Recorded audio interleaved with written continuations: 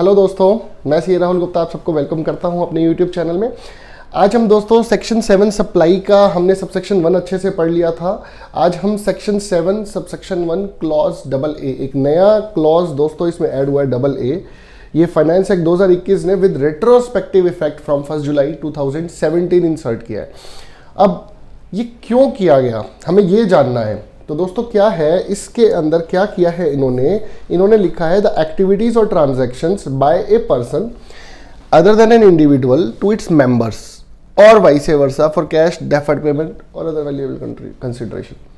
अब कुछ दोस्त कहेंगे सर क्या है ये, कुछ समझ ही नहीं आया, ये क्यों क्या किया। फिर इसके बाद एक एक्सप्लेनेशन भी ऐड कर दी। For the purpose of this clause it is hereby clarified that not with sending anything content person and its members or constituents shall be deemed to be two separate persons। Sir ये तो कुछ समझ ही नहीं आया, क्या करना क्या चाहती है गवर्नमेंट। तो दोस्तों आइए अब हम इसको डिटेल में पढ़ते हैं कि गवर्नमेंट क्या करना चाहती है। Article on section 7(1)AA। दोस्तों क्या है, ये है RWAs and clubs and associations. इसके लिए एक जजमेंट पास हुई सुप्रीम कोर्ट की कलकत्ता क्लब जजमेंट में, जिसमें उन्होंने ये बोला कि भैया क्लब्स को कोई जीएसटी नहीं देना on the principles of mutuality. मतलब one can not derive income from itself. तो कलकत्ता में सुप्रीम कोर्ट की कलकत्ता क्लब के केस में सुप्रीम कोर्ट ने ये जजमेंट दी कि क्लब्स को कोई जीएसटी नहीं देना। अब दोस्तों सबसे पहले हमें ये जानना चाहिए कि हमारा लॉ क्या कहता था, कि हमारा लॉ क्या इसको टैक्स लगाना चाहता था या नहीं। मैं आपको एक और बार क्लियर कर दूं, अब ये सेक्शन 7(1)AA ने विद रेट्रोस्पेक्टिव इफेक्ट सब कुछ चेंज कर दिया है कि भैया 1 जुलाई 2017 से हम यही कहना चाहते थे कि इनके ऊपर जीएसटी है, लेकिन अब इससे लिंक्ड हमें सारे सेक्शंस सबसेक्शंस रूल सब पढ़ेंगे हम दोस्तों इसके साथ, ठीक है। चलो let's start with the intention of law. दोस्तों क्या क्लब्स बिजनेस करते हैं, मेरा पहला क्वेश्चन ये है। तो आइए हम सबसे पहले बिजनेस की डेफिनेशन पढ़ते हैं। बिजनेस के अंदर दोस्तों उन्होंने लिखा business includes any trade any activity, छोड़ दीजिए अभी ये सब हम बाद में पढ़ेंगे। ई पॉइंट आ जाता है provision by a club association society और any such body for a subscription और any other consideration for the facilities और बेनिफिट्स टू इट्स मेंबर्स। तो दोस्तों उन्होंने बिजनेस में तो इसको डाल दिया था, ये पहले से ही डाला हुआ है, इसमें कोई चेंज नहीं है। ये 1 जुलाई 2017 से अपने जीएसटी एक्ट में यही लिखा हुआ है कि अगर कोई क्लब एसोसिएशन कोई सब्सक्रिप्शन लेती है और एनी अदर कंसिडरेशन लेती है दैट इज अ बिजनेस। तो यानी कि वो बिजनेस में काउंट होगा। अब हम आगे बढ़ते हैं दोस्तों, इसी के अंदर हम आते हैं पर्सन। क्या ये एक टैक्सेबल पर्सन, या मैं पर्सन की ही बात कर रहा हूं अभी। सेक्शन 2 सबसेक्शन 84 कहता है कि person includes an association of persons और body of individuals whether incorporated और नॉट इन इंडिया और आउटसाइड इंडिया। इसमें भी हम लोग कवर हो सकते हैं। फिर हम देखते हैं कोऑपरेटिव सोसाइटी भी इन्होंने अलग से लिख दिया है, ट्रस्ट भी लिख दिया है। Cooperative society, trust, every artificial judicial person not falling with in any of the above. तो दोस्तों हम हर जगह कवर हो रहे हैं, यानी कि अब हम एक पर्सन भी हैं, हम बिजनेस भी कर रहे हैं। तो दोस्तों जीएसटी तो एप्लीकेबल होना ही था। अब मैंने आपको पहले भी रिपीट किया था सेक्शन 7 क्या कहता था। Section 7 says supply includes all forms of supply plus schedule 1 plus schedule 2 minus schedule 3। ठीक है दोस्तों, अब शेड्यूल 2 के अंदर उन्होंने एक पॉइंट डाला, पॉइंट नंबर 7। आइए अब हम उसको पढ़ते हैं, वो क्या कहता है। शेड्यूल 2 क्लॉज 7 वो कहता था दोस्तों, पहले तो ऊपर पढ़ लेते हैं हम। Activities to be treated as supply of goods और supply of services, point number 7 था। अब ये जो है ओमिट कर दिया गया है। आइए अब हम उस 7th पॉइंट को पढ़ते हैं दोस्तों। Supply of goods, the following shall be treated as supply of goods namely, ये अब हट चुका है इसलिए मैंने इसको क्रॉस किया हुआ है। Supply of goods by any unincorporated association और body of persons to a member thereof for cash, deferred payment और अदर वैल्यूएबल कंसिडरेशंस। तो दोस्तों हमारा इंटेंशन ऑफ लॉ जो था वो पर्सन में भी कवर कर रहा था, बिजनेस में भी कवर कर रहा था, शेड्यूल टू क्लॉज 7 में भी कवर कर रहा था। तो गवर्नमेंट एसोसिएशंस के ऊपर टैक्स लगाना चाहती थी। अब दोस्तों गवर्नमेंट टैक्स तो लगाना चाहती थी, लेकिन ये हुआ क्या? फिर कलकत्ता क्लब ने ऐसा क्यों पास कर दी जजमेंट? कलकत्ता क्लब ने इसलिए पास कर दिया, उन्होंने म्यूचुअलिटी के प्रिंसिपल को बेस मान के केस लड़ा, जो कलकत्ता क्लब था। और दोस्तों मैं आपको बता दूं, जुलाई 2017 से लेके अभी तक क्लब्स वगैरह को बड़ी दिक्कत आ रही थी। क्यों? क्योंकि कस्टमर्स भी कहते थे कि हम जीएसटी नहीं देंगे। उनको अपनी जेब से अब पिछले 4 साल का जिसने भी क्लब ने जीएसटी जमा नहीं कराया होगा, उनको 4 साल से रेट्रोस्पेक्टिव इफेक्ट से टैक्स जमा कराना पड़ेगा as per the amendment in section 7। अब हम वापस आते हैं सेक्शन 7 के ऊपर। ये रहा। अब ये अच्छे से आपको समझ में आएगा जब इसका मैंने बैकग्राउंड आपको समझा दिया कि why this amendment is necessary, क्योंकि सुप्रीम कोर्ट की जजमेंट आ गई थी। उसको ओवररूल करने के लिए द एक्टिविटीज और transactions by a person other than an individual, obviously कोई क्लब अगर होगा, एसोसिएशन होगी, तो वो इंडिविजुअल से अलग स्टेटस होगा उसका, टू इट्स मेंबर्स और कॉन्स्टिट्यूएंट्स और vice versa for cash, deferred payment और अदर वैल्यूएबल कंसिडरेशन। ठीक है दोस्तों, तो supply will include services by unincorporated associations. For the purpose of this clause, it is hereby clarified that notwithstanding anything contained in any other law for the time being in force, mutuality के principal को भूल जाओ, और any judgement, Calcutta club की judgement को भी भूल जाओ, डिक्री और order of any court, supreme court का जो ऑर्डर पास हुआ है, कोई ट्रिब्यूनल में भी कोई केस है, कोई अथॉरिटी का कोई केस है, सबको भूल जाओ।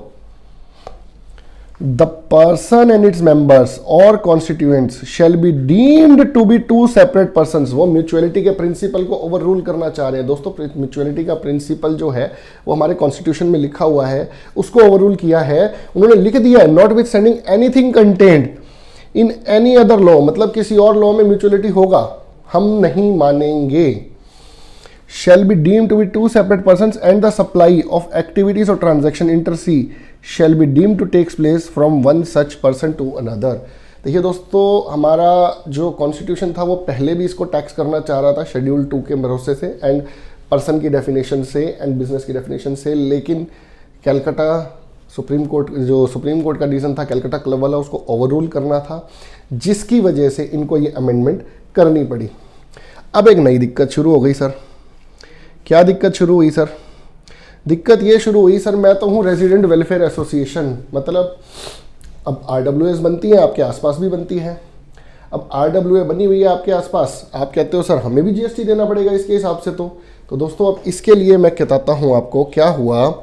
इसके लिए इन्होंने किया एक, अभी दिखाते हैं आपको, GST applicability on resident welfare associations. इसके लिए मैंने एक अलग से लिखा हुआ, let us talk about GST applicability for RWA।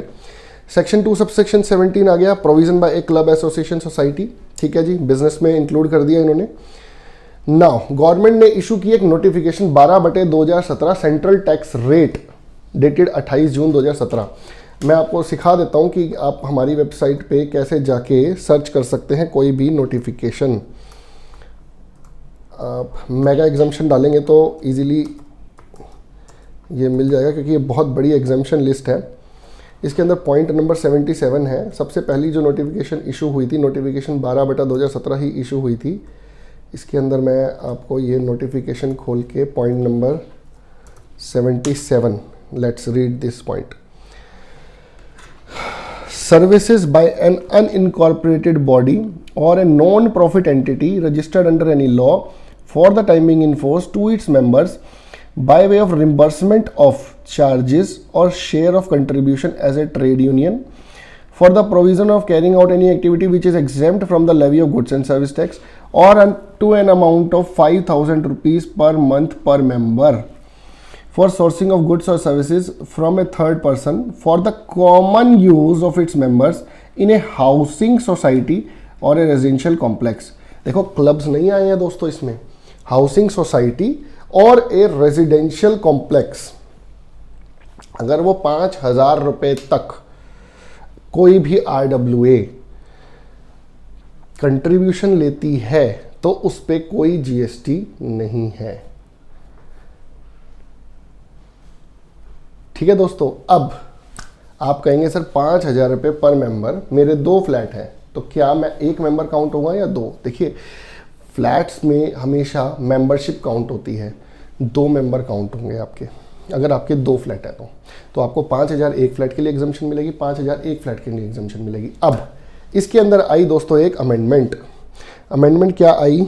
Amendment आई जी 2/2018। 2018 के अंदर एक अमेंडमेंट आई जिसने क्या किया, ये अब उस नोटिफिकेशन को भी देख लेते हैं। ये रही नोटिफिकेशन नंबर 2/2018। जब मैं इस पे गया तो इसके अंदर पॉइंट नंबर 77 में इन्होंने कुछ अमेंडमेंट कर दी और इस 5,000 की लिमिट को इन्होंने कर दिया 7,500 रुपये। Again serial number 77, column number 3, the words 5,000 की जगह 7,500, मतलब 7,500 रुपये। अगर आप रेजिडेंशियल कॉम्प्लेक्स या हाउसिंग सोसाइटी की RWA अगर रिकवरी करती है अपने मेंबर्स से 7,500 रुपये पर मंथ पर मेंबर, तो उस पर कोई GST एप्लीकेबल नहीं होगा। ठीक है दोस्तों। अब इसके ऊपर डिपार्टमेंट ने एक सर्कुलर भी इशू किया। आइए अब हम उस सर्कुलर को भी पढ़ते हैं। GST exemption limit will be applied. अच्छा दोस्तों, इसके अंदर GST एग्जेम्पशन लिमिट भी अप्लाई होगी आपकी। ठीक है जी।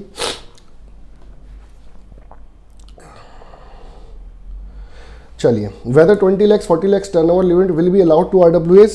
Yes, they need to collect GST only when they receive more than 20 lakhs या 40 lakhs in a year and per member contribution exceeds 7,500 रुपये per month. Now next is RWA receives 20 lakhs 40 lakhs और less। ठीक है जी।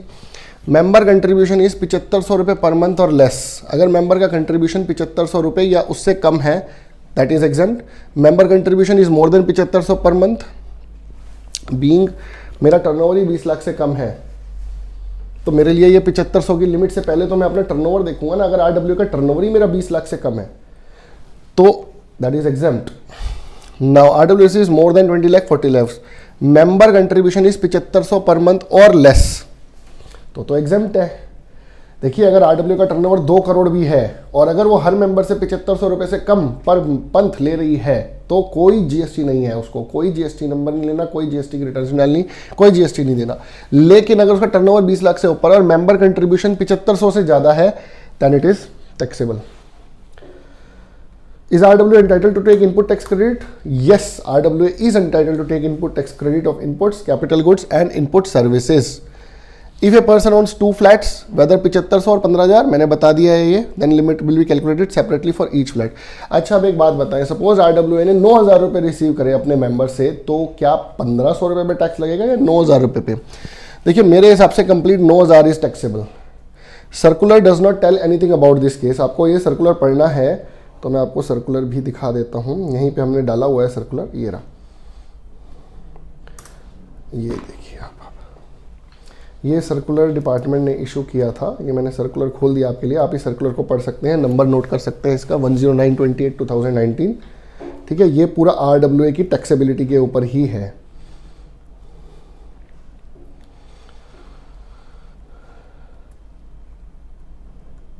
ठीक है दोस्तों, ये मैंने ही शॉर्ट में किया हुआ है आप लोगों के लिए circular.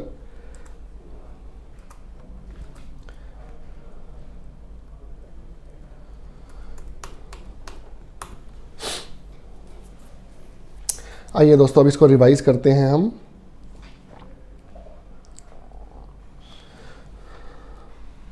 Section 7 subsection 1 clause A जो इंसर्ट किया गया वो कलकत्ता क्लब की जजमेंट को ओवर रूल करने के लिए किया गया, जिसके लिए उसमें एक एक्सप्लेनेशन ऐड की गई।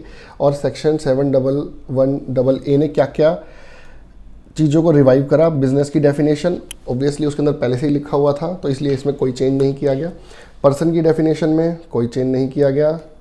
शेड्यूल 2 क्लॉज 7 को ओमिट कर दिया गया। कहता तो वो यही बात था, लेकिन डिपार्टमेंट को क्लैरिफिकेशंस और इसके अंदर डालनी थी एक्सप्लेनेशंस, तो उन्होंने सेक्शन 7 जो हमारा मेन सेक्शन है सप्लाई का, उसी में ही इसको इंक्लूड कर दिया और सब कुछ ओवररूल कर दिया दोस्तों उन्होंने, not with standing anything contain in any other law. आप समझिए ये ऐसा गवर्नमेंट क्यों लिखती है, ताकि देखिए सबसे पहली बात, अच्छा ये बताएं कि अपनी कंट्री के अंदर सबसे बड़ा क्या है। अपनी कंट्री के अंदर ना आप बड़े हैं, ना मैं बड़ा हूँ, ना प्राइम मिनिस्टर बड़ा है, ना प्रेसिडेंट साहब बड़े हैं।